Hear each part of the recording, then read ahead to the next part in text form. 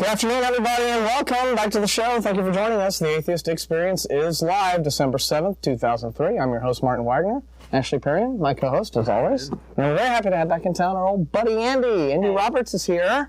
Happy to be here. Yay. The prodigal daughter has returned from the wastes of Arkansas, right? Or the wilds or the rolling hills. What do they call it up there? I have no idea. I don't pay attention to what they say too much. But you've just been accepted into law school. Yes, I have. So I'm going to talk a little bit about that. You know, but, back in town for the holidays, and so we're really happy to see you. No, not for the holidays. I'm back for graduation. I walked for graduation Friday night. Oh, you did? Yeah, I actually graduated in August, but he doesn't have summer ceremonies. Oh, okay. So and they let you do it like at the end of... Yeah. If you graduate in summer, you can do it at the end of fall. If they didn't, my mom would have thrown a hissy fit, so... All right, yes. If they didn't, they would have. Well, the tower's already had one sniper. We don't need another one. Joke, people. Simmer down. All right, anyway, well, we're happy that you're here. More than happy to be here. All right, so...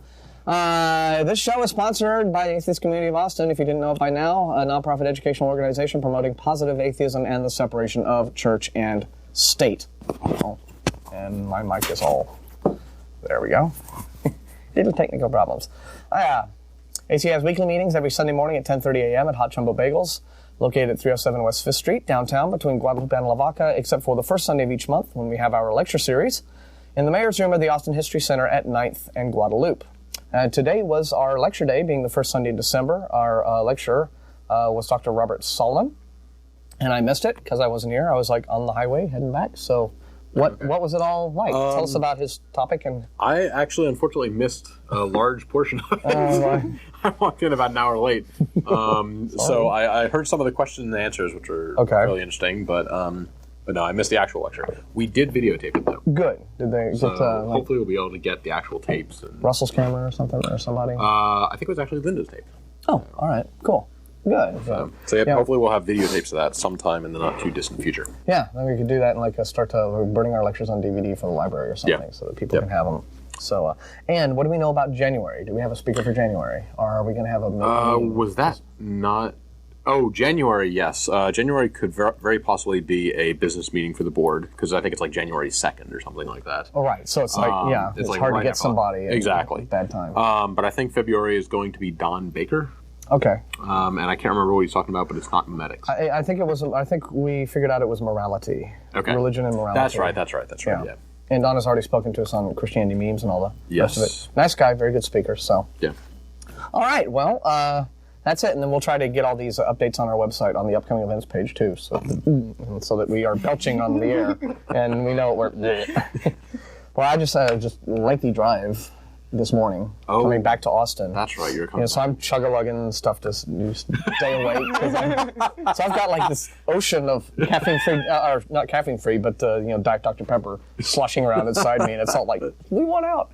It's like, I'll be like that when I get... He's on television right now. Let's do it.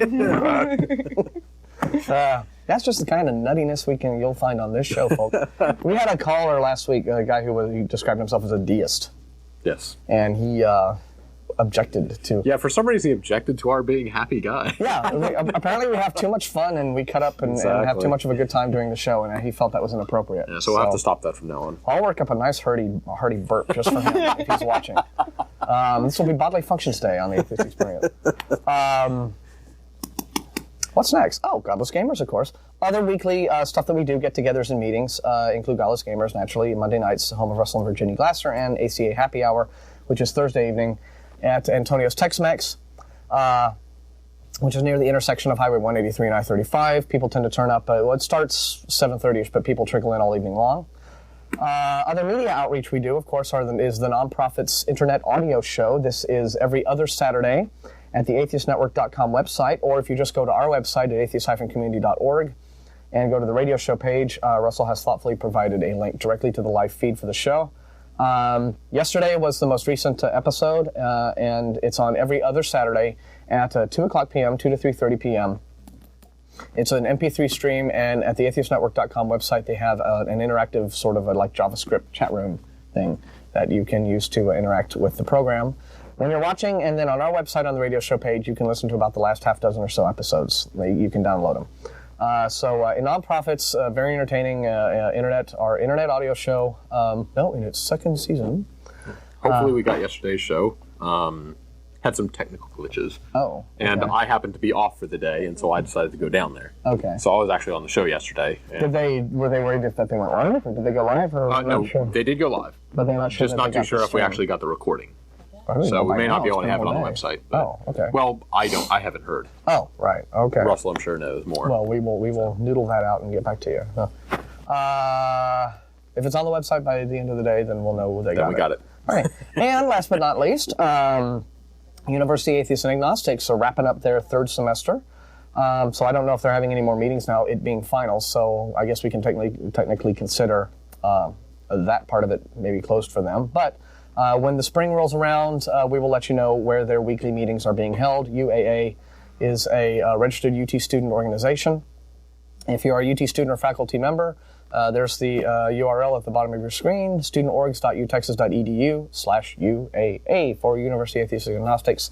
And it'll, I guess, give you a little bit of information on who they are and who to contact if you want to be part. They're still, getting their bearings, but, but they've done a good job of, helping atheists at UT get to know each other, which is all about what these groups are for. So I think that does it just about for the opening announcements. If you'd like more information about our group, atheist-community.org, right above our skulls is the website. And if you've never seen the program before, this is a live call-in show. We're on the air for 90 minutes, and we've been on the air for about 6.5 years or so, going on 7 in January. And we just talk about news, things pertaining to religion, our criticisms of religion. And if you've never seen the show before and you think you might like to call us in, it's my caller, guys. I can't. Apparently my mic is like really blasting. Okay. There. Hopefully that's better. Take it out and have it hang down? I think not. This is a family show. Thank you, Steve. My producer is, I guess. All right. I can't believe you said that. Where was I? All my train of thought just went that way. Now, anyway, on our website is our fact page, although there's nothing on it about that particular subject, but FAQ, our frequently asked questions, where we have assembled over the years the most common questions that we get from our callers, and we put them all together. Just stuff like, what do atheists think about this or that, or what's the difference between atheist and agnostic? Those kind of questions, and that's all on the fact page on our website right there. But if you want to give us a call, feel free to do so. After about a half hour, 45 minutes or so, we'll open up the phone lines. And if you don't get a chance to call in, sometimes our phones get backed up. Evidently, unless it's a holiday weekend. It was pretty light last night. Very laid back show last night because no one's around. But in most instances, our phones get backed up and we never get a chance to talk to absolutely everyone. So we have, for that purpose, our viewer email, TV feedback, viewer email address at tv@atheist-community.org. And we've been getting a good chunk of letters every week, and here's just one of them that I brought. We'll answer every letter that we get, and some really good ones we'll bring on the air and read out loud and all the rest of it. It's been a long time, though, since I've updated the website. Oh, the email page. Yeah, okay. So I need to get cracking on that. But actually, it's actually one of our mailing list members, Stephen Rogers, has written us in, one of our guys, and talking about a couple things that we mentioned on the show last week. First off, there was this Mormon baptism by proxy of dead souls. Yes. You know that story? Yes. Apparently what they're doing in Russia, the buying up list of names of dead people and baptizing them, post-death. So. Yeah, which is just peculiar. But according to Stephen tells us, I have some Mormon neighbors who explained to me that the Mormon faith requires baptism as a condition for achieving an optimal afterlife. Pumping out spirit babies in the celestial realm is how he describes it. That's about as optimal as you get, I suppose. So, yes, the dead soul can say, oh, I was wrong, I should have been Mormon, because we had this big debate, right? I mean, it's like, what's the point? I mean, if the mainstream Christians are right, and these souls are already, like, fricasseeing in hell, they're going, they don't really have an opportunity to say, oh, no, I made a mistake, But apparently that's not the case. Well, Stephen here says, the dead soul can say, oh, I was wrong, I should have been Mormon, but without a baptism by proxy, they remain stuck in a suboptimal afterlife, not pumping out spirit babies in some terrestrial realm. Well, as long as you get an afterlife and you're not being tormented. Well, so if baptism after death can get you out of hell or out of limbo or something like that and into heaven, if they're wrong, can baptism get them out of heaven? Yes. Again, it's that question of if it's actually the Baptists who are right or something like that. Mm-hmm. Does getting baptized by a Mormon, say no, that's wrong, and then you start going. We talked a bit about some Christians Mormon will make allowances, like if you have some primitive tribesman living off in the bush or something, and he's never even heard about Jesus or Christianity, and he dies. Some Christians will say, "Oh, okay, well, God will make an allowance for him because he'll get to go to heaven." Because that's not necessarily orthodoxy, but that's just but it changes depending on what the Christian wants to believe, right? Well, so everything changes with Christian. But so then you could have a risk then. If the Bushmen were allowed to die in ignorance and still get to go to heaven, if some missionary turns up and preaches the gospel to him and the Bushman listens to it and analyzes it and thinks about it and says, "No, I think that's all very silly," well then, because of the missionary, he's now going to hell. So they should just leave well enough alone and stay home with the missionaries. Anyway, so there are Mormon volunteers, including my neighbors, occasionally undergo baptisms on behalf of long-dead non-Mormons in order to render such posthumous decisions effective. So, wow. So living Mormons can just get dunked repeatedly. I can just imagine one guy doing it 50 times just for this whole list of people, I suppose. This ceremony chiefly serves. Yes, but does that actually, is it the person themselves who's getting baptized, or do they just sprinkle water on the phone book or something like that, baptize everybody in it at once? I would, if... Because in the original story, they were buying pages of thousands of names. Yes, and they actually have to take somebody and dunk them thousands of times.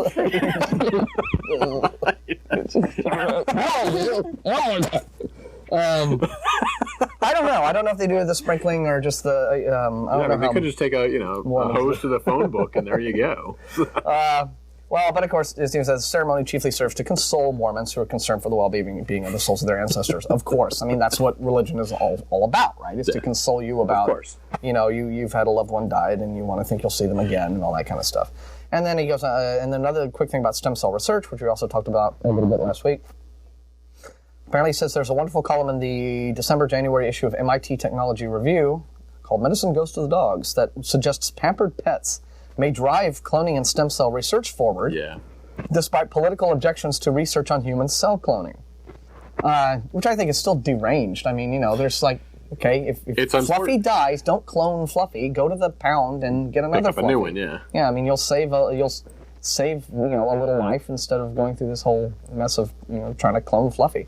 The very effectiveness of veterinary biotech would subvert the regulatory and ethical underpinnings of human research constraints. It's almost impossible to imagine a society saying, it's all right to use embryonic stem cells to save your dying dog, but it's not okay to use them to save your dying child, which is a very salient point. So, again, I don't know that we will see reproductive cloning catching on.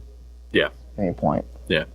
Ever, really. I mean, because again, what's the point of it? You've got the same genetic material. Yeah. But just because the genetics are the same doesn't mean that the person is the same. And it's more fun to do it the old-fashioned way, too. That too. A lot cheaper. Yeah, but there is an application that you can make an argument for if you have a couple with fertility problems. Yeah. With the husband or someone, and they don't want to do a donor or something like that. So there's that argument for it. Some people just don't. Again, it's all about they just want to have their child and be passing along their DNA, and it's all they don't want to baptize. But interesting letter, and thanks a lot, Stephen, and other letter writers. tv@atheist-community.org is that viewer feedback address. So, Ashley, news. Okay. Babbled long enough. All right. First one I'm going to do, this is a follow-up, actually, to a story that we did, I think, around July or something like that. This is the couple of kids. This was the one child who was 11 years old at a South Austin church. And the pastor's there. He was there for a day camp type thing, Bible class. They caught him or said that he was cheating on his Bible test. He was goofing off in class. So they took him around back. There were two different preachers, Joshua Thompson and Caleb Thompson. That's right.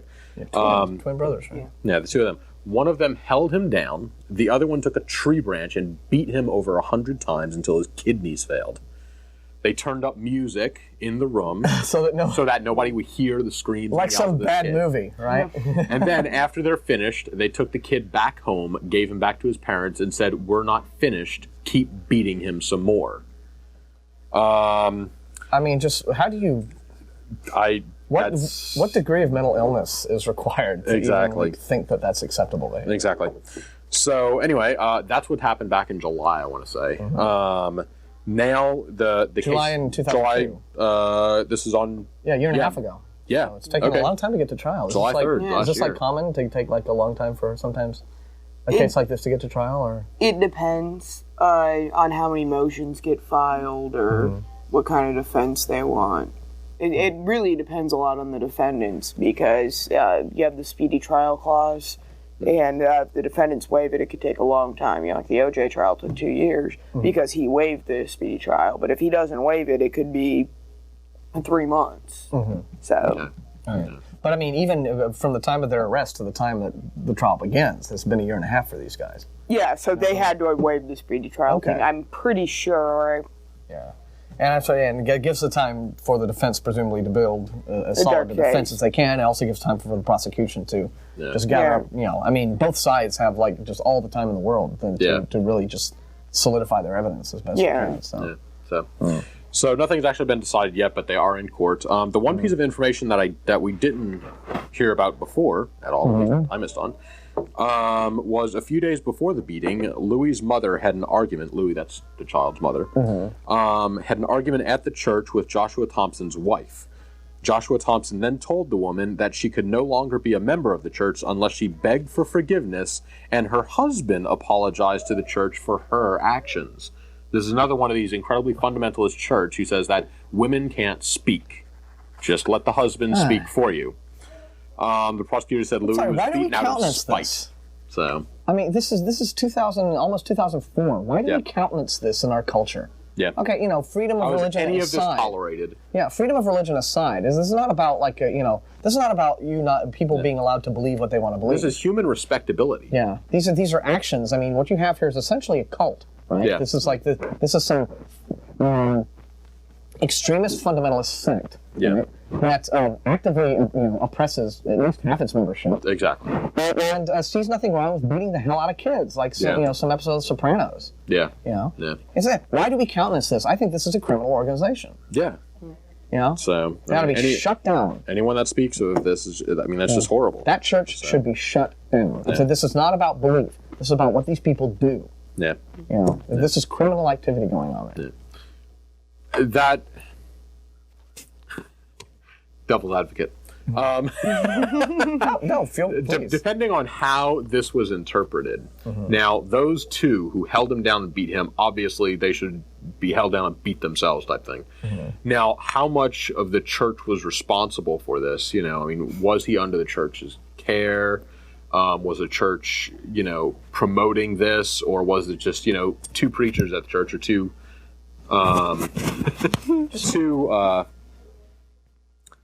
two of the youth pastors who basically just are going out of the way to just be a pain? I think that the church has created this culture in which this is acceptable. Exactly. It's certainly not helping the situation any.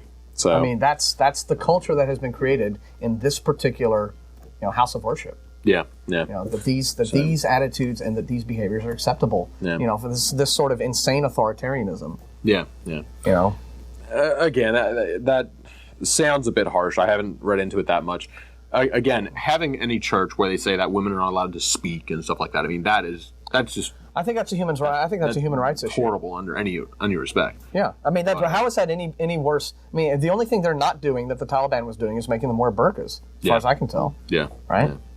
Yeah. I mean. So anyway, it's not about having the right to believe what you want, or you can believe any stupid thing you want in a free society. Yeah. But when you institutionalize this stuff and there's actual criminal activity, there's assault, and there are flagrant human rights violations, you have stepped into, I think, a realm. Yeah. Or I don't know. I mean, you're the legal person. I mean, is there any way to to make a case that when you have these organizations that do this kind of stuff, right? You have like these white supremacist groups. Okay, like the Klan got in lots of trouble when their beliefs, when it went beyond just them believing that being racist was the right thing to do, to actually going out and lynching black people.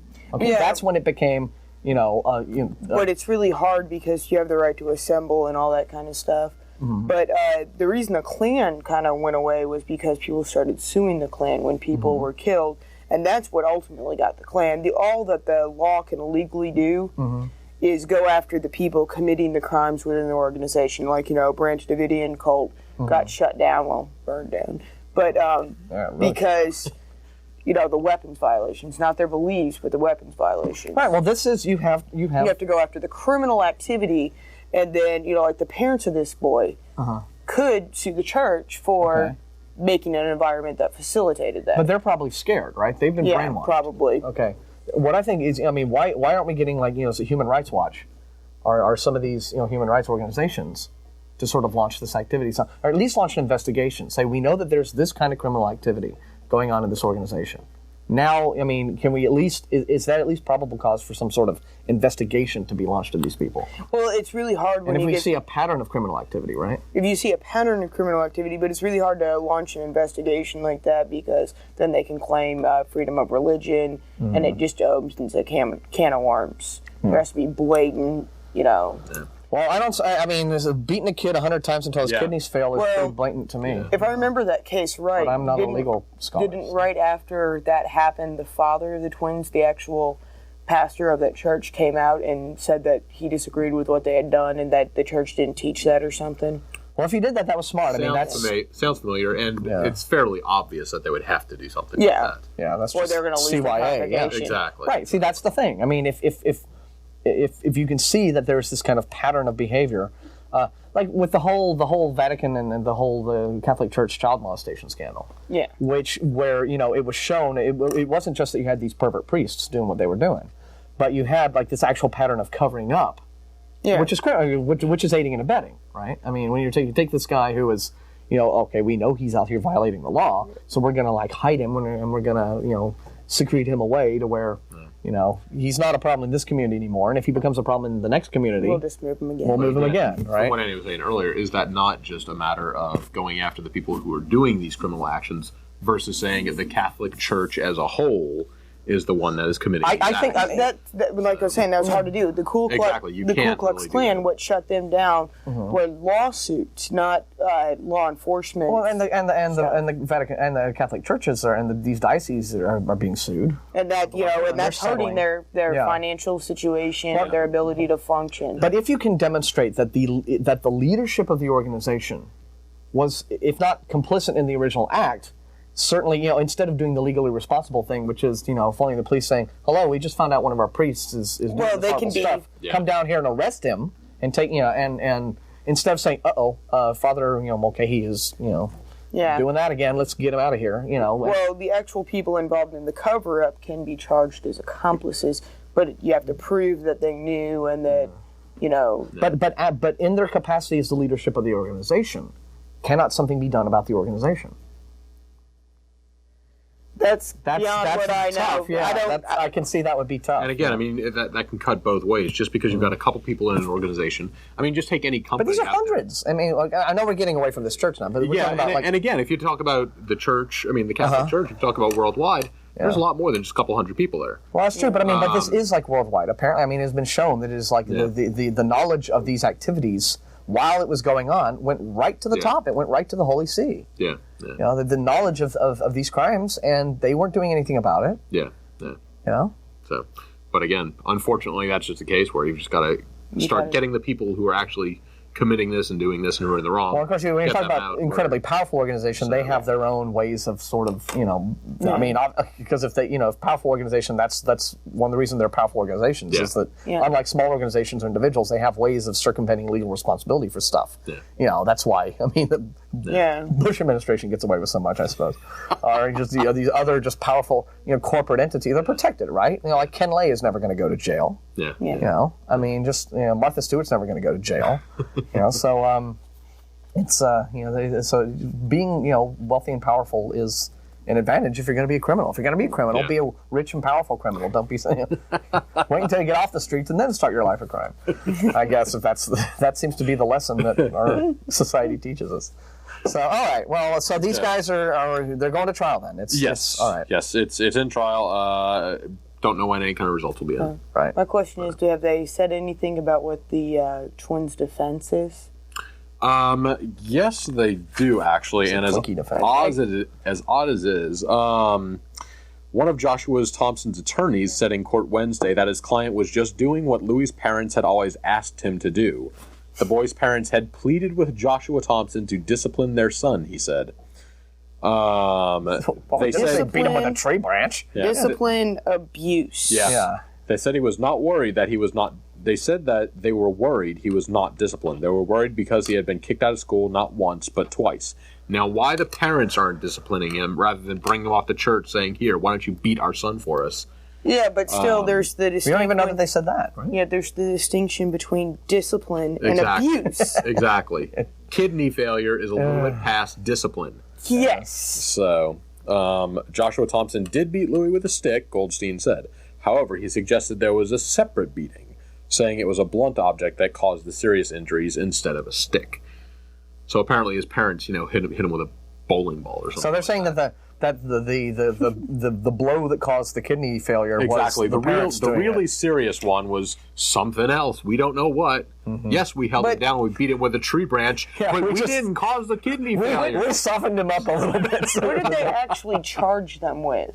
Yeah, are they charged with attempted murder? Or are they charged? I think it was just injury to a child and aggravated assault. And aggravated assaults. Well, does it matter if they had the extremely serious blow or just the serious blows if it's aggravated assault? I know, assault to a child, you smack their wrist, and that's technically assault.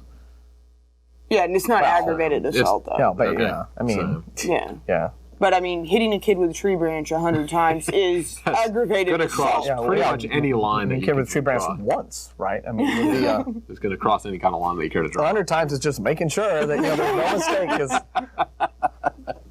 Just so you know, this is extremely aggravated. We'll give you 99 more of these. So it'll be interesting to see what comes out of this. Throw the book at him, and I don't understand the legalities of it as well as you do, but it would. I think there should be some grounds under which we should be able to investigate.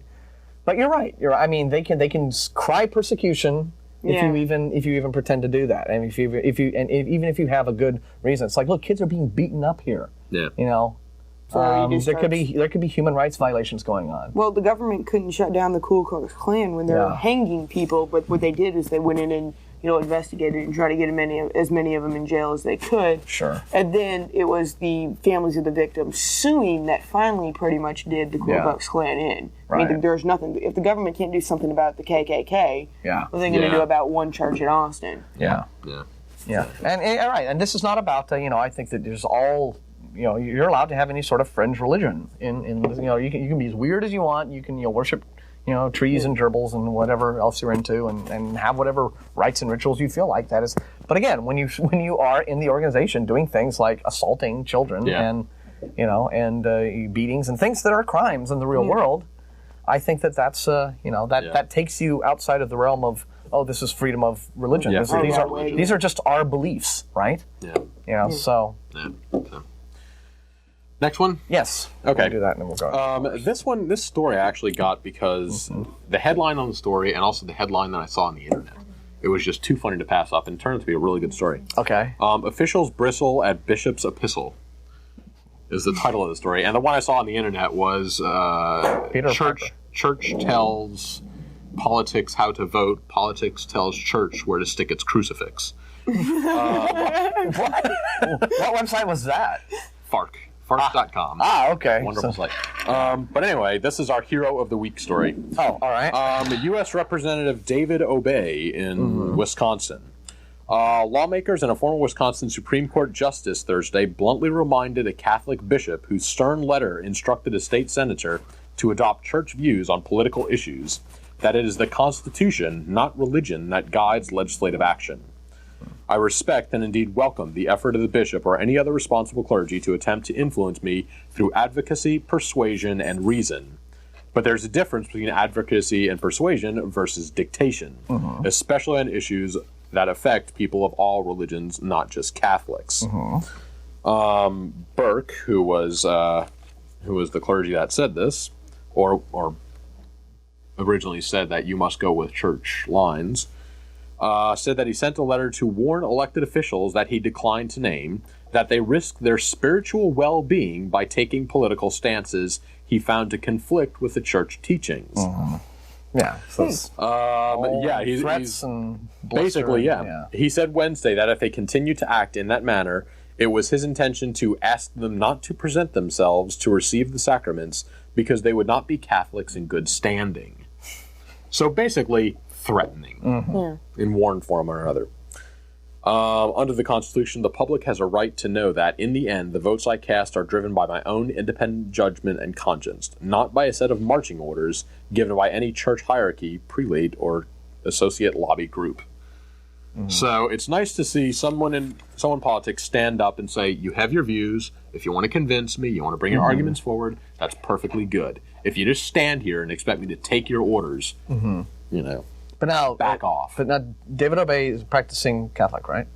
I would expect so, yes. Yeah, I mean, if he's even caring what they have to say. But yeah. So, I mean, props to him for, exactly, standing up, basically. Yeah. But again, it's sort of like, you knew it was a snake when you picked it up, right? I mean, it was kind of, this is an organization that only has a something like 1,500-year or so history of being incredibly oppressive and violent, and not brooking any sort of dissent with its view, of its doctrine.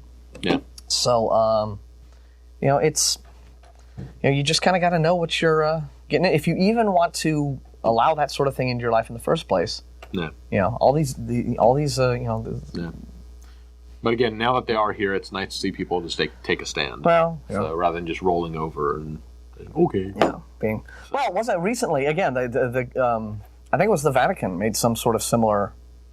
They tried to kind of stick its nose into the business of various countries' politics. It's had to do with like the whole gay marriage issue and what have you. Yeah. And because Canada has more or less just. I'm not sure if it's in all the provinces.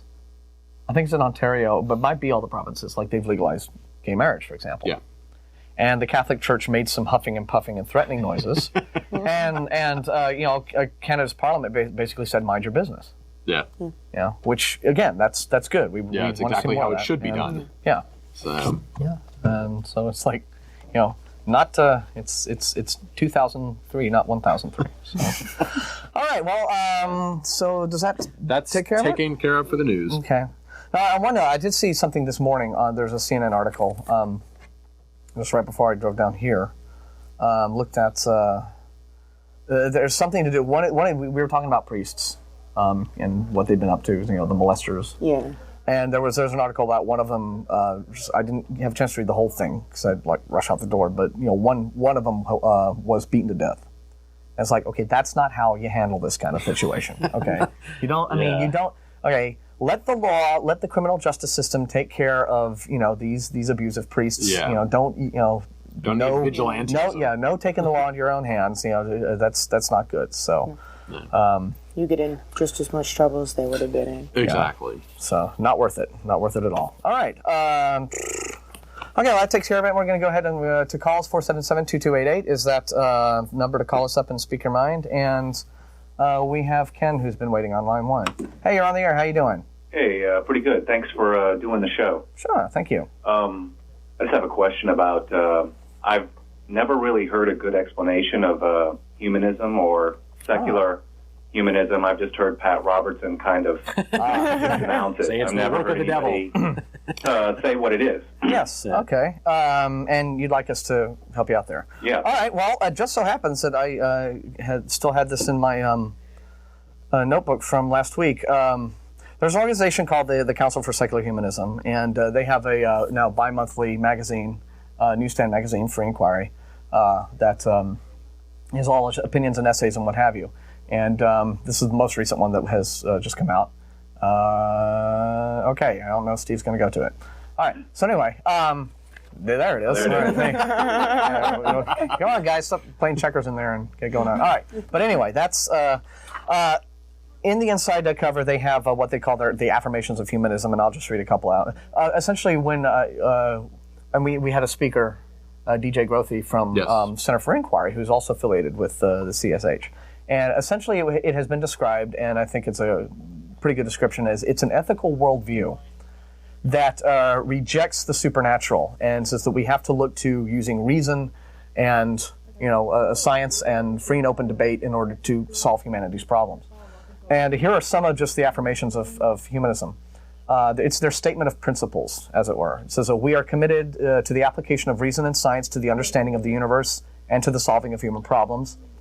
We deplore efforts to denigrate human intelligence, to seek to explain the world in supernatural terms, and to look outside nature for salvation. We believe that scientific discovery and technology can contribute to the betterment of human life. We believe in an open and pluralistic society, and that democracy is the best guarantee of protecting human rights from authoritarian elites and oppressive majorities. And it just goes on down to say, we believe in optimism, and we believe in optimism rather than pessimism, hope rather than despair, learning in the place of dogma, truth instead of ignorance, joy rather than guilt or sin, tolerance in the place of fear, love instead of hatred, compassion over selfishness, beauty instead of ugliness, and reason rather than blind faith or irrationality. So a nice list of sentiments there. And this was this was put together by Paul Kurtz, who's and a lot of people think that these seem to be pretty sound ideas about what humanism is. It's all about human dignity, respect for your fellow man, and but taking a rationalist worldview towards achieving the betterment of the human race, not belief in the supernatural. So that would be what secular humanism could best be described as. I'm not too sure exactly how much of that is the philosophy and what comes out of it, rather. The explanation I heard, which was much shorter, was the secular part is just that it's the lack of a God. The humanism part is that we derive morals and how we are supposed to react through our own interactions, through people having to work with each other, and we kind of make up the rules as we go along, realizing that, we have to live together because we're a social species, and therefore, if I don't take your stuff and you don't take my stuff, that's better than if it's just a big free-for-all. And basically, the lack of a God and we making up our rules just means that we're making up our rules. They're not dictated from a God. Christianity basically says that God came down and said, here are the laws, and, you don't know anything. I'm telling you exactly how to act. There are other religions, like the Greek gods, for instance. The Greeks, they had a whole bunch of gods, but they were just really, really powerful people. They had their own faults and they had their own problems, and so they're gods, but we don't get our morals from them. They're really weird people. They were partiers and fornicators and got exactly. So we don't get our morals from them. We make up our own rules, but we believe that they're gods. But the rules that we have, right, are based upon applied knowledge. It's not just we make up our rules. We don't just pull them out of our hats, right? Exactly. Again, it's from having to live as a social species and live together over centuries and millennia that we have decided that, okay, here are the best ways to act around each other. That just kind of makes everything go along smoothly. I completely agree with Ashley. That's the way I explain it. Yeah. Essentially, it's what it is. It's living your life without recourse to the supernatural. Exactly. And that's now the place not to get information about secular humanism is from these guys. One of our members got this on some Bible wholesaler's website where they're desperately trying to unload them. Apparently, this is Tim LaHaye. He is the man who is the Left Behind guy.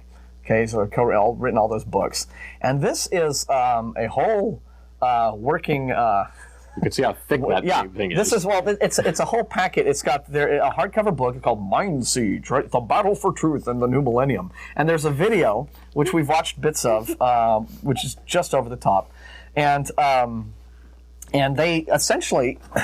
This is what they say that this is for spiritual warriors. Yes. Essentially, what LaHaye has done. Good Christian soldier. Essentially, what LaHaye has done is he has taken the whole way of thinking that is ordinarily that you find associated with paranoid conspiracy theorists. Yeah. He's applied it to his own theology, and he has put together this workbook, and it's a video and a book series, essentially to convince fundamentalist Christians that they're all out to get you, and if you don't watch out. And secular human and they have attached themselves to secular humanism as being the big bad wolf, right?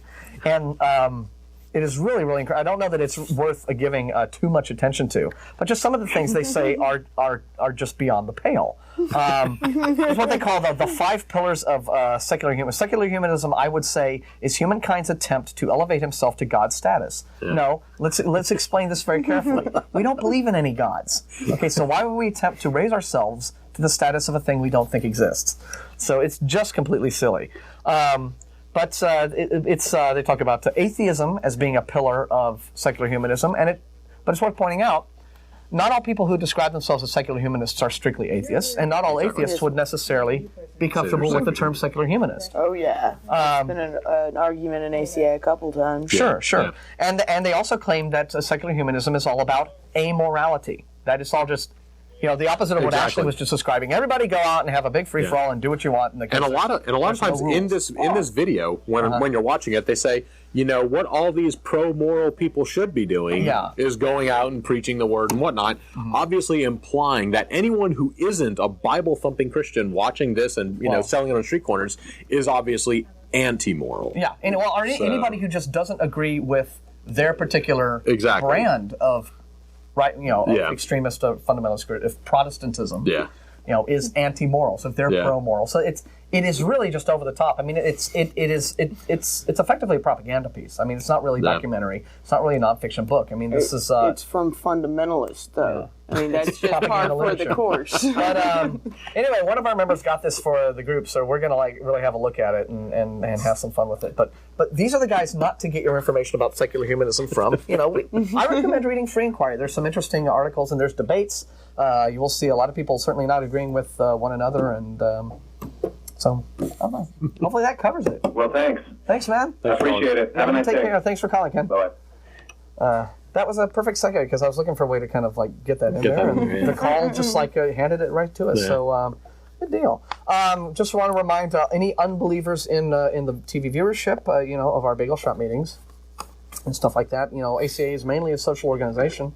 We're just here for unbelievers to meet each other and have fun and all the rest of it. So next week's supposed to be the big week for socialism too. Okay, Stewart is on line 2. How you doing? Hi. How are you? Thank you for holding. Oh, no problem. I had a comment about Catholicism and, to be specific, Catholic priests. But before I get into that, I wanted to touch on something you were just speaking about a while ago. And it seems as though, about secular humanism, we need to focus more on... I knew it was him. Man. Your path is getting obvious now. This is sort of like, this is exactly... Well, when he brought that up, I knew exactly who it was. Keon, is that the name? Hey, you're on the air. Thanks for holding. How are you doing? We're all right. I just stumbled upon your program right now. I really don't know what y'all have been talking about lately or not. But can you answer this for me? Because I don't believe in the supernatural, and I often try to talk to my friends and stuff, and I get they start screaming at me and whatever. And that's not good. Well, I don't believe life has a meaning. That doesn't necessarily mean I'm a depressed person in any way. And I just want to know if you feel this, if that's what you would feel as being an atheist too. Life doesn't have a meaning in the sense that a man and a woman weren't meant to get married. In the sense that there's no intelligent design. We do what we want, but we can still come upon civility. Yeah. Basically. Yeah. Well, meaning is not really the mistake that people make, right? Who I think take the theistic view of this is that meaning is not something that someone can just hand you, right? Like hand you a little package, go here's your meaning. No, I mean meaning is a thing that you derive from your own experience and your own character, and everyone has a different meaning to their lives. Yours is not mine, and mine is not Ashley's, and Ashley's is not yours, and it's what. Meaning is what it is in our lives that we think makes it all worthwhile, and it has to do with the relationships you have and what you might do for a living, So the idea that meaning is this externally imposed thing, and it's a thing, it's the meaning of life, it just completely misunderstands the whole deal, doesn't it? It's the way you put it gives it almost a depressing spin to it, like there is no meaning to life. Well, I didn't mean I know what you mean. But that is how that is the religious. But exactly, that's how the religious people will normally try and spin it. Yeah. And just like Martin was saying, you give your life meaning. It's what you enjoy doing. It's what gets you up in the morning. That's the meaning of life. So. Right, but also, see, I mean, if you can answer this, in the sense that the afterlife, I mean, how do I ask this? I mean, everything you're being judged. I mean, everything religious people judge you for, or what God judges you for, is. I guess I don't know how to elaborate on that. Okay. Well, let me see if I can maybe guess what it is that's troubling you about. This whole idea that you can be tortured for eternity for just not believing, or for having doubts and skepticism, or even if you do believe, just not belonging to the right club. Like a person who believes in God, but according to some Christians, if you don't profess the faith and accept Jesus, then you're doomed. It's not just being a believer. It's not just doing good works. You know, especially fundamentalists are completely hostile to the notion of salvation by works. Yeah. This whole idea that it's all about just belonging to a specific group, it's this group gets in, and everyone who isn't part of the group deserves an eternity of torture. I think that particular doctrine is immoral. I think that is an immoral teaching. I'd have to agree. Yeah, and I think that the doctrine of hell, as long as Christianity insists upon the doctrine of hell, and a lot of Christians who aren't of the fundamentalist stripe do have kind of a problem with it. Yeah. But in order to sort of get around the fact that obviously the Bible just talks about hell, so you can't just say, oh, we'll just decide there isn't one. They have redefined hell in such a way as to where it's not necessarily the whole lake of fire thing that the old Bible thumpers used to say. It's you just don't get your cable TV. Well,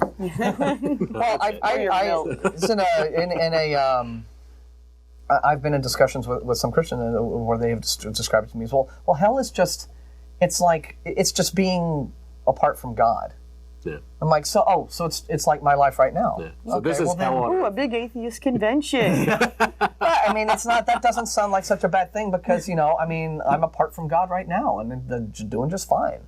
So they have tried to get away from this whole troubling aspect of just unbelievers being tormented for not being believers. Yeah. But it is still, very much a doctrine that I think is immoral in spite of if you try to make hell a little nice by taking away the fire and brimstone part and just making it like a place where everyone goes and is supposed to be depressed or something, or you don't have all the privileges or what have you. Because just this whole idea of conditions, this notion of a loving God who still puts this condition on you and says, and if you don't love me back, well, you're going to get punished for that, and here's how you're going to get punished. Yeah. I'm sorry, a loving being doesn't set conditions, particularly ones that say, love me back or be punished. A loving being is not going to give you an ultimatum at all. Right. I mean, that's just not what love is. Love is not handing ultimatums to people. Right. So, and I think... I'll just leave off with, do you think there'll ever be an openly atheist president? Not for some time yet. I mean, the meme is still... we still have a situation where I think something like 65% of poll respondents are saying that they wouldn't vote for an atheist even if he were the most qualified guy. There is still that prejudice that is out there because the religious meme is so strong. And it's promulgated by guys like LaHaye here and all of these little wacky propaganda pieces that they publish and put out to make everyone afraid. Oh, he's not one of us, so be scared of that, Very hard to resist that kind of authoritarian, fear-mongering. So it'll be a while. It'll be some time, but... Maybe not in our lifetime. Yeah. So. Our kids. Thanks a lot. Yeah, thank you. Thanks for calling. There is also the thing... There's something of a discussion right on the mailing list this week where someone was talking about like some state constitutions. Yes. Like the state constitution of Texas says there will be no religious test for office as long as you believe there's a God. Which kind of sounds like a test right there. Yeah, which is sort of contradictory, right? But still, and that also it kind of goes against the U.S. Constitution. Yeah. Yeah. If that ever went up into If they ever try to use that against somebody, that would be thrown out immediately because the U.S. Constitution protects atheists, and state constitutions are overridden by the U.S. Constitution. Right. And from my understanding, this actually was challenged a while ago. And while it's and basically the result of that was that this is no longer enforced in Texas at all. Mm-hmm. Yeah. They haven't bothered to take it out of the books. Yeah, but no it's one just not enforced. To. Yeah. So, yeah. Yeah. And I assume it's just a huge, big, bureaucratic hassle to get it taken out of the book. So yeah, well, there's laws in the books in, like, Chicago that you can't jump rope on the streets because it might scare the horses. Exactly. That Can't just shoot have never buffalo been from taken. a second-floor window. Yeah, so I mean, it's just going to be like another one of those that Buffalo. 3 generations from now they're just going to laugh at you like, what? Yeah. Yeah, there are these wacky laws on the books from 150 years ago that that just get buried because legal books will fill a gymnasium. Yeah. Get volume 900 and paragraph 800 of some obscure dust-covered book that no one's opened in 90 years. Yeah, well, that's what happened with all the sodomy laws. Mm-hmm. Here, what was that, like a year and a half ago when all that was going to the Supreme Court? Mm-hmm.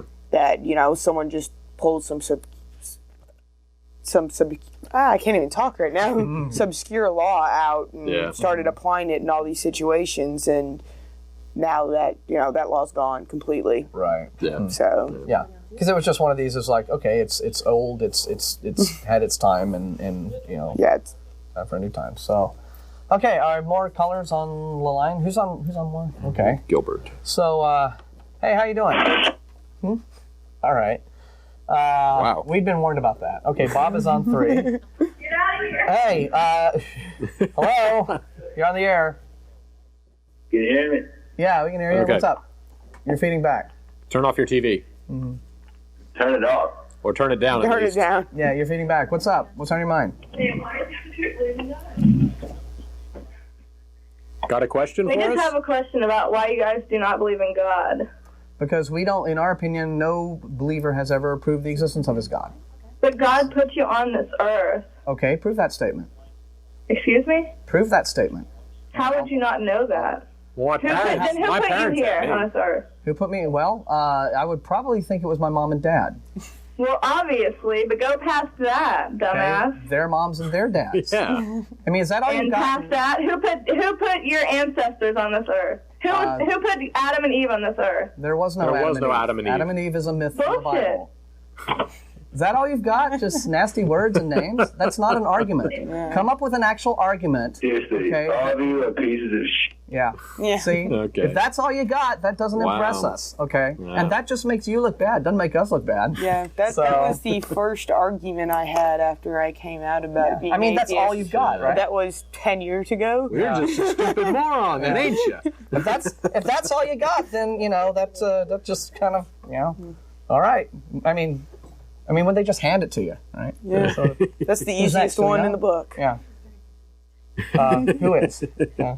Oh, okay. Okay.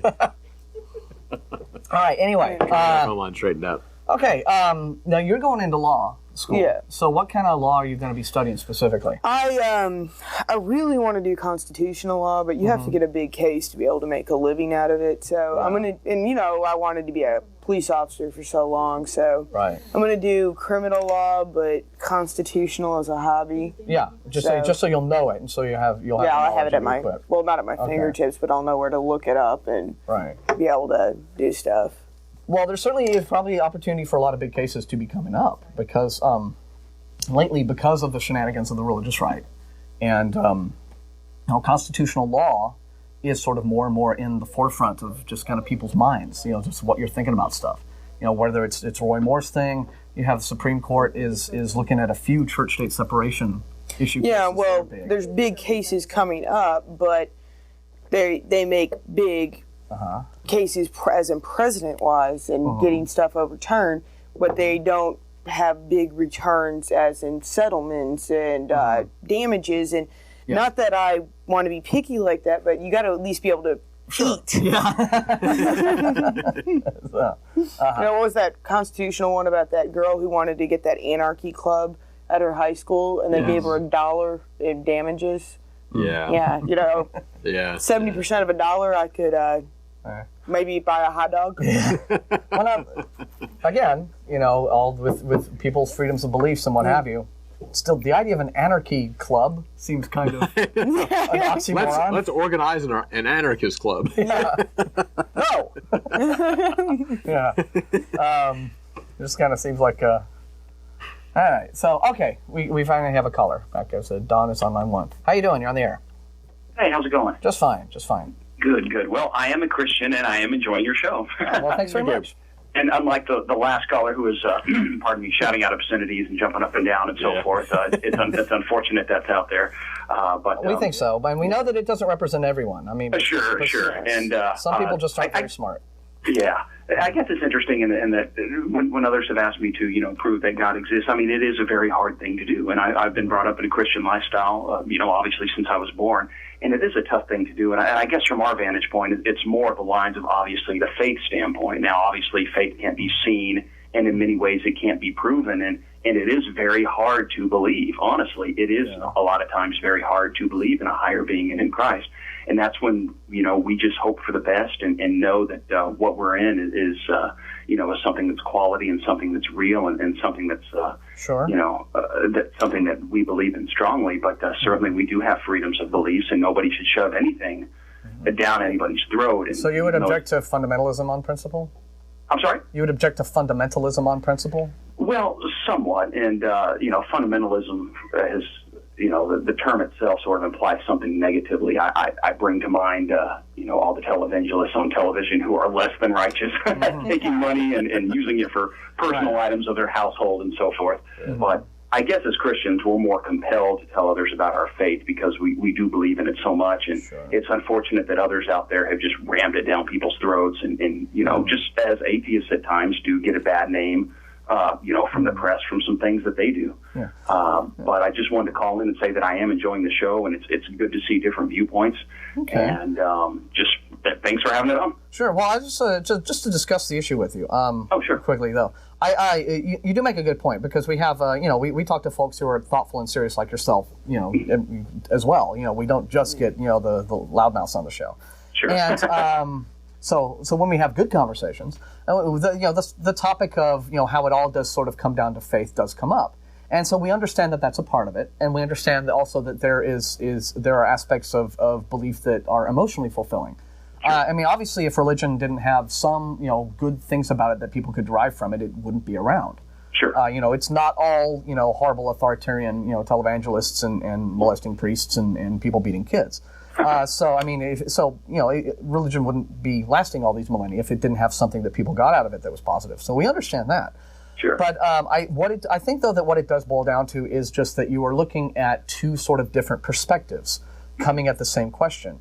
And from our perspective, from the unbeliever's perspective,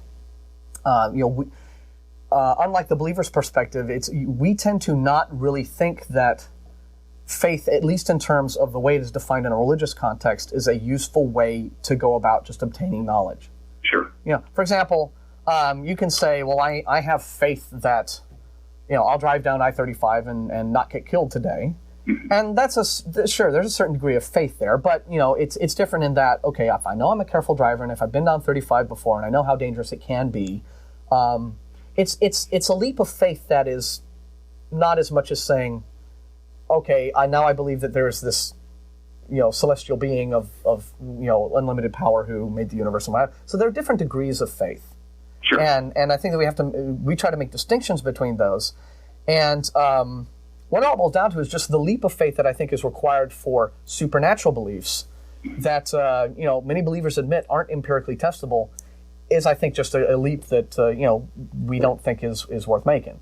So I think that whereas believers don't have a problem with, and they understand that faith is that aspect of it, and they don't have a problem with that leap of faith the way unbelievers do. So you do have people coming at the same question from two different perspectives, and we've often had to deal with the issue of, when we tell believers, okay, prove this, kind of already knowing that it can't really be proved or, in that sort of a manner, are we really being serious? Are we just baiting believers and knowing that we're asking something that that we're not really prepared to, and I had to think about that a long time the last time it came up. Remember that, Ashley? and it had to do with. It's more along the lines of illustrating that different perspective. Yeah. You know, we certainly don't expect, I mean, someone who just calls upon the program and makes some supernatural claim right there to be able to just prove the claim in an empirical manner to our satisfaction right then and there. But we still ask, but we do it because we're trying to illustrate that we are coming from a completely different perspective at the same question. And I think that is why, you know, there are these... You know, the fundamental difference between, you know, just the mind of the believer and the mind of the skeptic are just different in that regard. So I think that's why. Anybody else want to chime in there? Come on, no, really. So it's not just you're never sitting there going, I'm just going to shut up and let Mark do this shit. Come on. No, that's great. All right. Well, we appreciate you watching. We want to hear some more from you. All right. Sure, absolutely. All right. Anything else? Well, I guess that's just about it. It's nice to hear the different viewpoint. It's nice to hear in a very intelligent conversation. Good. And it's nice to know where everybody comes from because it perhaps can reinforce our own beliefs, but at the same time, we are humans and we are here together and we are to be together and coexist together. And it's just nice that we can have a conversation. Yes, it is. I've had a couple comments on the show every now and then when I've talked to people, and the point of this show for me basically is just to have people out there look at what they believe and think about it critically. You know, even if you walk away from the show stronger in your faith and stronger in your belief than you were when you first called, that's perfectly fine by me. Because again, you sat down, you listened to us, you thought about it critically, and if you came out to that decision, that's fine. Most people, they have their beliefs, and as soon as they get any kind of evidence or any kind of discussion going the opposite way, they just shut themselves off from the world and say, no, I can't hear that. I can't hear it. Yeah. Sure, absolutely. Yeah, that would be our last call. That's not good. Yeah. Anything that you hold that close to yourself, and anything that is that important, anything that you're going to base your life on, you better be able to stand up to scrutiny. Yes. So you should have a better argument than dumbass, right? Yeah. I don't know where that person came from. I think they were just those usual ACTV pranksters running around out there. Come from the beer. We've had some of those. I think those were people who were genuinely offended and indignant, but they didn't know how to articulate it. Sure, absolutely. Being mad. It's a shame you get them out there, you know? Yeah, but that's... And Andy, you were going to say? Well, I was just going to... about them being offended, you know, the show to me is about more tolerance than trying to get people to think critically. I mean, think critically about what they're doing and what they believe, but that also just the tolerance aspect of it. And I guess that comes from I've had a hard time with my family accepting that I'm not a Christian. And so, I mean, we've had all-out arguments, and it took me a long time to get my family to even treat me like everybody else in the family because I was this heathen. And so... I've lost friends over it, and so if one person can watch the show and then be like, oh, well, I thought atheists were evil, but now that I see that they're coherent, nice, regular people, then that's worth it to me. Yeah. Sure, and it's a shame, too, that both sides actually kind of get slandered in the media and so forth. You know, the atheists sometimes made out to be, you know, evil people that are, you know, complete sinners or something of the sort, and then Christians are these people that are, you know, that are trying to be angelic, but they're actually out there destroying things too. It's kind of a shame. That's why it's nice to get kind of a, you know, it's just nice to hear your point of view. Yeah, well, thanks, Don, and we appreciate you, and we hope you call back sometime. And just want to leave you with one thing. I want to just say, I mean, if you are, you know, your beliefs and you as a Christian are offended by the antics of the media televangelist types and the demagogues. And you know, the far right who are out there, you know, doing the throat shoving that you know disapprove of. I want to encourage you and Christians like you to be the ones to stand up to those guys, to the Roy Moores and the Falwells and the people who are out there and say, that's not right. You shouldn't be doing that. You're giving the faith a bad name. That isn't what it's all about. Because we can complain all the show, you know, on the show we want, and they'll just say, well, they're the evil, godless heathens. We won't listen to them. But the nice Christians are the guys that they need to hear from, and we want to encourage you to be, you know, if you really don't like what they're doing, stand up to them because they'll listen to another Christian. Certainly. All right. Well, thanks for your call, Don. Okay. All right. Thanks a lot. Y'all take care. Take care. Bye. All right. Have we lost line 2? Is line 2 not working? Is that why it says empty? Oh, okay. Yeah. So that's what was messing up earlier in the thing. Okay.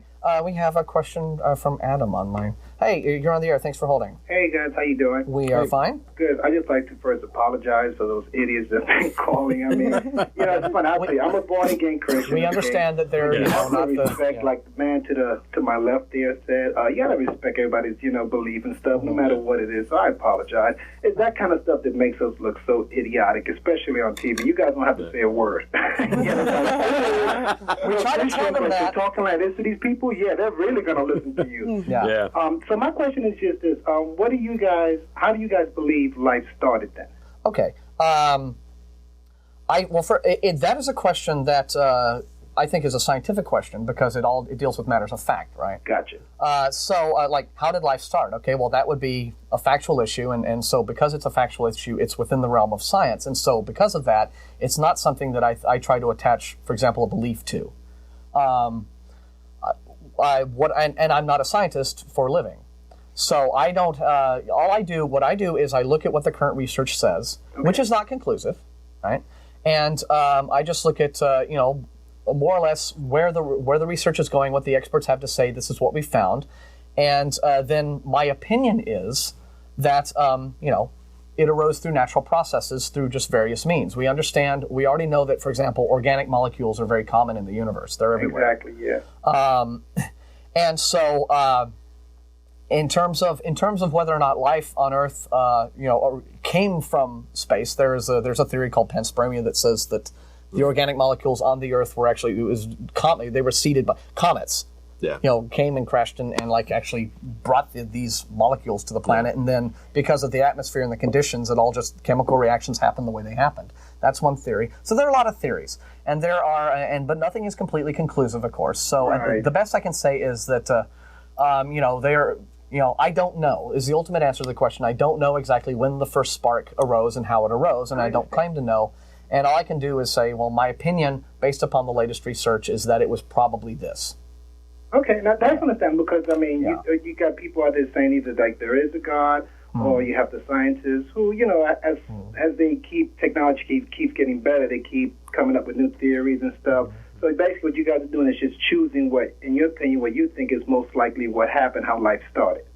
Well, based upon what the current research can tell us, It's choosing basing on a scientific model because the scientific process, we know the method that they had to go through to get this knowledge and get it published and get it out there. Right. And we know that process is fairly closely watched, and other scientists are jumping on top of it, trying to hammer it into the ground, saying, no, you're wrong. And so, we know that this process is in place so that when that knowledge actually gets out, typically it's going to be fairly decent. It may not be perfect, it may not be right, but it's going to be at least a pretty good idea. It's not just somebody, pulling something out of their butt, sitting on Sunday afternoon saying, I think it's like this. Yeah, because it is, you have to have a consensus more or less. Exactly. And of course, a scientist can't wait for so-and-so to put out his new peer-reviewed paper so that they can tear it up. Yeah. And that is so the whole process is very tightly self-regulated. And even after it's put out, it's still regulated because scientific papers, they put their procedures and how they did it in the paper so that other people can get the article and try it themselves. Yeah. So, and it's a very common thing that many times you will have a prevailing scientific opinion on a certain subject that'll last for decades, and then all at once a new discovery will be made, and after peer reviews, and we have to rewrite what we know of physics or astronomy. Yeah. That happens in astronomy all the time. We are constantly having to revise our model of the universe, just because of new discoveries, and that is what is exciting. And I think that is a discomfort that a lot of religious, particularly fundamentalist religious people have with science. Is the fact that there isn't this certainty, and religion provides a comforting certainty. That I think people like to have. People need to have an answer, and they just don't leave themselves open. Yeah. You guys, I'm sorry, I don't want to put any words out there. Do you then believe that maybe there was always something out there in space, and that something got together with something else, and that's how life started? Do you believe that something came from nothing, or there was always something there? Yeah. Andy, do you want to start? Yeah. My way I always usually deal with that is if basically you're trying to go something can't come from nothing, therefore there must be a God. Actually, no, I'm not even on it. I'm honestly being open because I know, but I'm saying, want to laugh. I have to believe also, like, because I believe in aliens myself. Other life out there. So it's like, how does that play into the picture of, Christian belief? And it's something I don't talk about with my Christian friends. But, okay, all these planets, hello, we're the only ones? Yeah. So I have that, too, and that's what I'm asking you on there. But you can continue. I'm sorry for cutting you off. I wasn't trying to say that's what you're arguing. I misspoke. But that's the line that you're asking, and I get that argued to me quite a bit. First cause? Yeah, and to me, it's just, I have no idea. I do not know where the original stuff came from, and I'm not going to say that there's a God or there was something else that put it there, because to me, it's just adding one one step onto the ladder. I understand exactly what you're saying. I really do.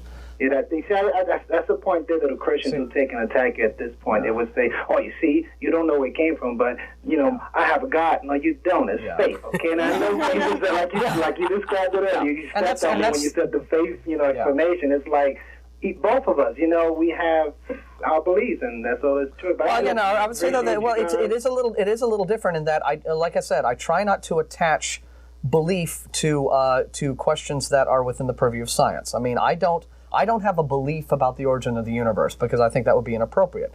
Because it's because the best thing I can say is that I have an opinion that it might have been a certain way, and I have to say that because I'm not an expert. And now, for example, my opinion is that if the Big Bang is the prevailing theory of the origin of the universe, makes sense to me that there was something there that had to go bang.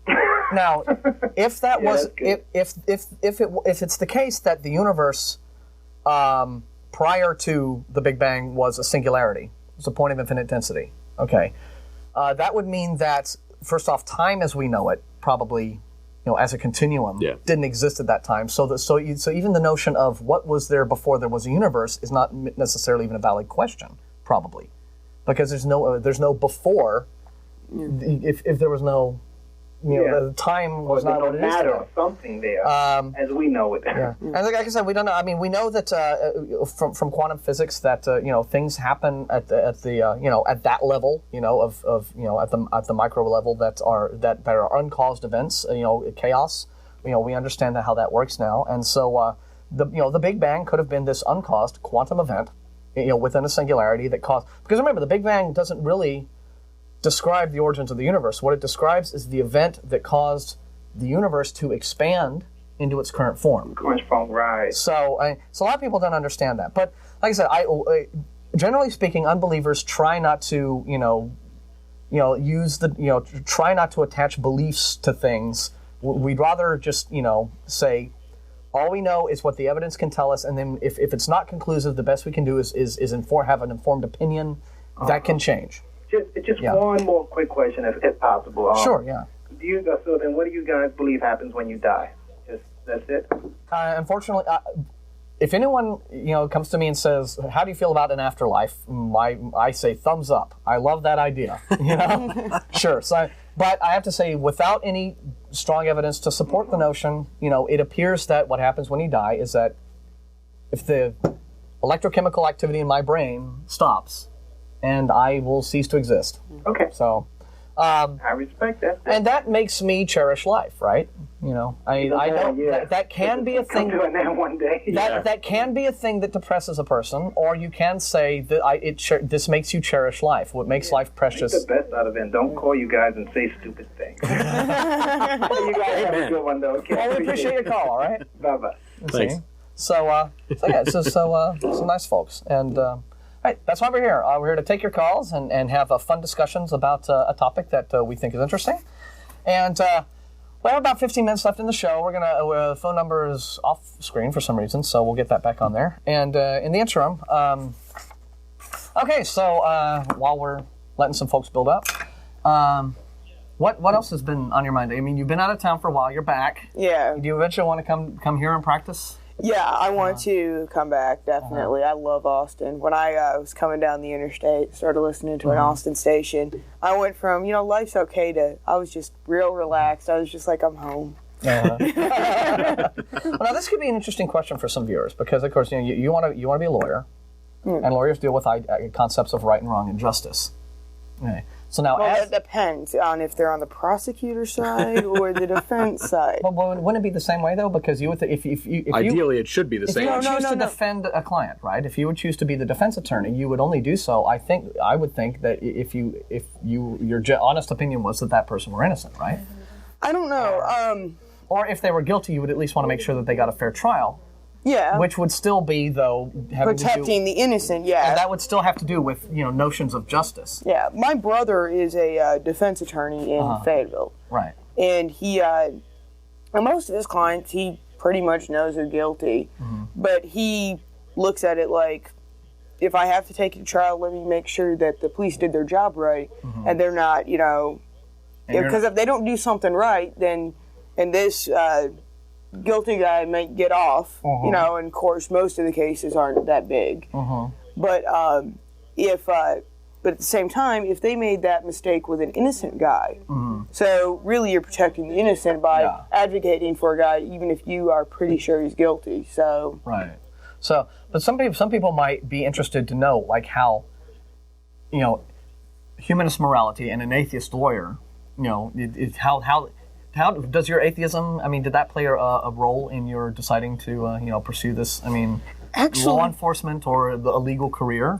The law enforcement thing, I was a toddler talking about becoming a police officer. I mean, it was just that long. Okay. So it's just been ingrained in me. So were you kicking ass on the playground and like? No, I was always the one trying to break up the arguments, not beating people up, but make people talk it out. Oh, okay. So I did get in quite a few fights. So you're officer friendly. Yeah. But the real reason I decided to go to law school was back when the Alabama Roy Moore decision came out. And everything, yeah. Because y'all usually make mistakes on air, and I have to we don't pretend to be lawyers. Yeah, and he's out there sitting out there frantically scrambling on the whiteboard, going no, and I'm like and then we sit here and we smile and we go, what we meant to say. Yeah. Well, yeah. I mean, we don't pretend to be legal experts. We're just guys. We read the news and we give our opinions, and sometimes as lay people. But that case, that when we were going to talk about it on air, Ashley told me he was going to do it, gave me the link to download the whole case. Yeah. I read it, and I'm sitting there in class, avoiding doing my homework, not paying attention in class, and read it like 2 or 3 times because it was enjoyable. I was like, I'm enjoying reading case law. This is a sign. Yeah. Well, that one was fairly interesting to read over. Yeah. I mean, I went back and because I liked that one, I started downloading other constitutional cases and reading those, and so that turned into a couple of them, and so. Now you said you weren't going to specifically get into constitutional law professionally, but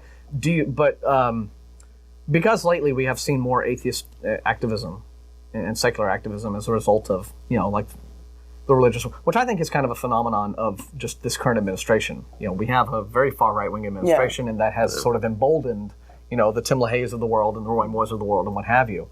And so as a result,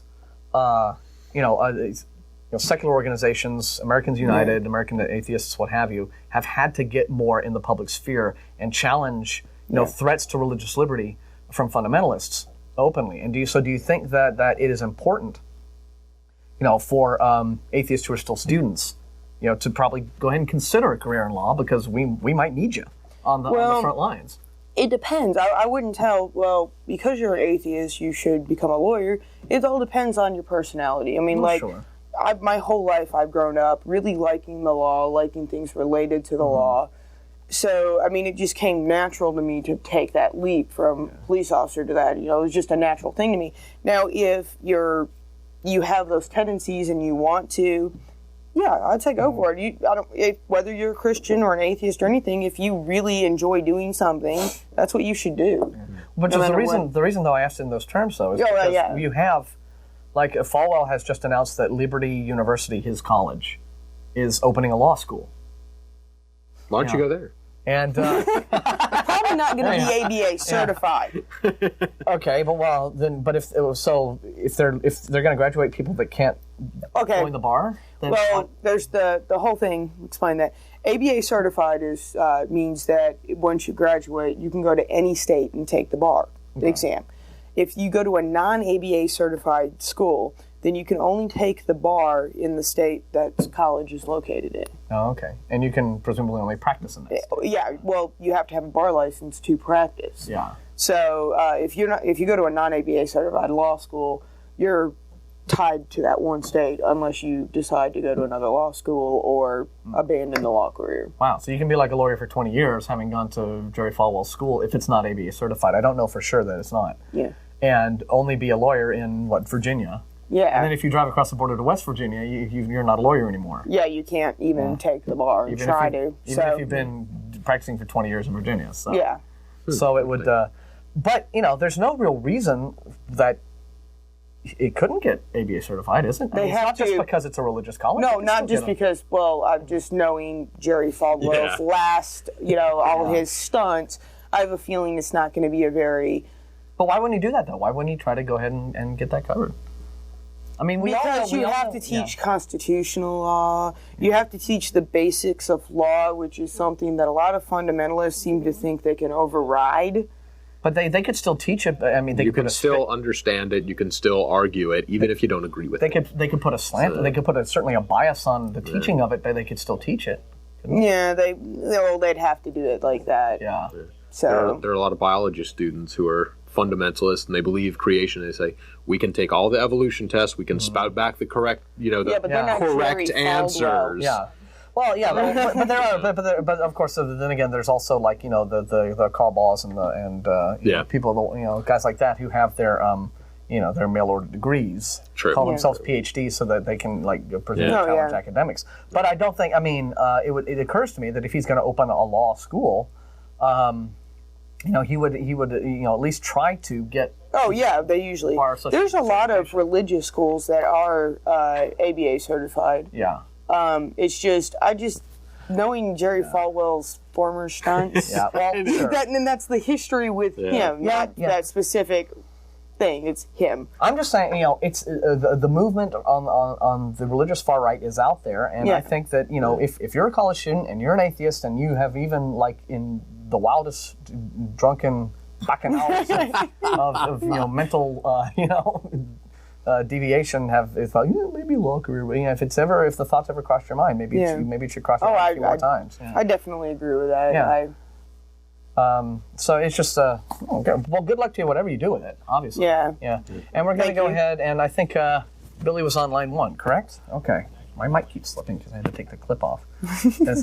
Hi, you're on the air. Hi. How you doing? I'm good. All right. What can we do for you? I was just tuning in. I missed most of your show. Sorry about that. But I was just wondering what y'all's fundamental values are, or just what y'all believe, your basic beliefs are. As for myself, I'm just very curious on other people's religion. Sure. I myself don't really follow religion or anything. Right. Okay. But yeah. Well, atheists are, of course, in terms of the God question, we're defined by what we don't believe, right? I mean, atheists don't believe that there are any gods. Now, beyond that, individual atheists can probably have beliefs pertaining to any number of things, personal philosophies that they might choose to follow. There are atheists who are objectivists. There are atheists who reject objectivism. There are atheists who are liberal and conservative, Republican, Democrat, vegetarian, what have you. Generally, the only real common thing that atheism, the term really only refers to the fact that we don't believe in any gods. Okay. And so the term itself doesn't really have anything to do with a political position you might have, or what you like on your toast or what have you. I mean, that's strictly all that it refers to. The organization, our organization is mainly, it's a social organization just for unbelievers to have a chance to get to know each other, because that can be difficult. Like in this, we have a very predominantly religious culture, and it can be difficult for people in their job situation or in their families. You mentioned this a few minutes ago. To just be open about that and say, well, I don't believe, because there's it can be very difficult. Some believers react in a very hostile manner to that. It's not really an activist organization, although what it does provide is that for people who might want to be activists in various political things, if you want to be out there fighting for some certain cause, having an organization like ACA provides you an opportunity to you have kind of a network of friends, and you can find people who kind of have a shared opinion there, and it gives you the structure that you can do activism. But for the most part, activism really isn't the point of the group. The point of the group is... I see where you're going. I guess my next question would be, what drives y'all or your organization? What drives you guys, or maybe personally or individually too? A lot of it, this is something that, I've always been kind of doubtful of religion and stuff like that, but when I hadn't thought about it all that deeply, in college and whatnot, it was just the opinion of, well, I don't see it. I'm not getting, all the good jujus out of it that the Christians are. But apparently, so many billion people can't be wrong. There might be something out there, maybe just, it's not exactly Christianity or whatever, but there's something. Cool. Keep going. After reading about it and studying into it and looking into it and philosophy and whatnot, I've just been a little more firm in my beliefs or lack of. And by being involved with the group, it kind of gives it a direction. It's just fun to work with. Like say, a large part of it is social. I enjoy going to all the different meetings that we have and just sitting around, just having good friends. But also, like say, it is nice to be able to, research on this, look up arguments, see how the mind works, and then come on TV and spout off. Yeah. So. Yes. Andy? What drives you as an atheist? Drives me? I don't My car. Why are you guys on TV? That's what I mean by why. Okay. Go ahead. I mean, not just TV. You know what I mean? Just what drives you in general. Well, what drives me as a person is just to be a good person, and what drives me with go to ACA, what makes me miss ACA so much is I miss being able to kick back and talk to people and know that I'm not going to get preached to, and that religion is a topic we can talk about, but there's not going to be a fight that you have to believe exactly what I believe or any attempt to push religion on anybody. And it's really nice, the two main arguments people have in this country are over politics and religion. And when you find people that are fit into the same group on one of those, if you get all liberals who believe the same thing together, all conservatives that believe the exact same thing together, they only have one thing to argue about, which makes conversations much more civil and much more interesting because you can focus in on one thing instead of pulling the two things together. Yeah, it's a good point. I would just follow that up by saying that the whole phenomenon of atheists forming groups like this one and organizing and becoming active in politics and stuff like this is a fairly recent phenomenon. It only goes back about 40 years or so. And I think that just has to do with the fact that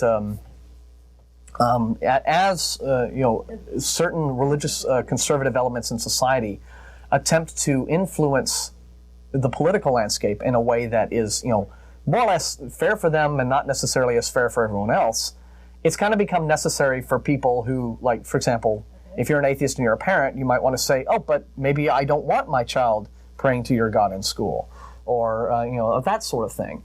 And just because of standing up as a citizen and trying to declare your rights, this has led to just more groups like this growing like mushrooms. It's just been sort of a natural end result. Because there's strength in numbers, and it's a way, when people suddenly realize that there's a whole group of folks out there and they have a valid opinion about some legal thing, that why we need to keep a government and religion separate and stuff like that. This is what has driven the organization of atheist groups to come about. So, okay? So, we're kind of out of time, so but we appreciate your call, all right? And call us back any old time, okay? Yeah, thanks a lot. You guys certainly did a great job. Thank you. And we have a real quick Ralph, 30 seconds. What can we do for you? Hello? Yep. Got a question? Yeah. Yes, I'd just like to say that you two faggots. Well, see? You've been quicker than we thought. We're not impressed, right? We're just not impressed. That doesn't hurt us. Doesn't hurt us when you talk like that. Hurts you. So, and Don understood that, and Adam understood that. So, but some people don't. Yeah, and that's why we're here. Yeah. Okay. All right, Bagel Shop, all unbelievers out there in the Peanut Gallery, we do have our Bagel Shop meetings every Sunday morning. Don't forget. They're fun, too. Yeah, you can find out. You've been missing them. I attended one in Arkansas because I called Ashley's cell phone and cell phone the entire meeting. You were long distance. We're enjoying our bagel, right? Okay, and just don't forget, TV at atheist-community.org is our viewer feedback email address. If you want to comment on the program, just have anything, just questions. We take our best letters we get every week and try to read them out on the air, and of course we respond to everything. But that is stick a fork in us. We are done. Another show bites the dust. We are here every Sunday 4:30 p.m. Reruns now 4:30 on Tuesdays on this channel. Those are back on the air. Andy, welcome back. Glad to have you. Thanks for being on the show. Thank you for having me. Ashley, excellent work as always. Thank you very much. So until next Sunday, remember, theists, we don't hate you. We just think you're wrong. Bye-bye. Goodbye, everybody. Take care. Have fun.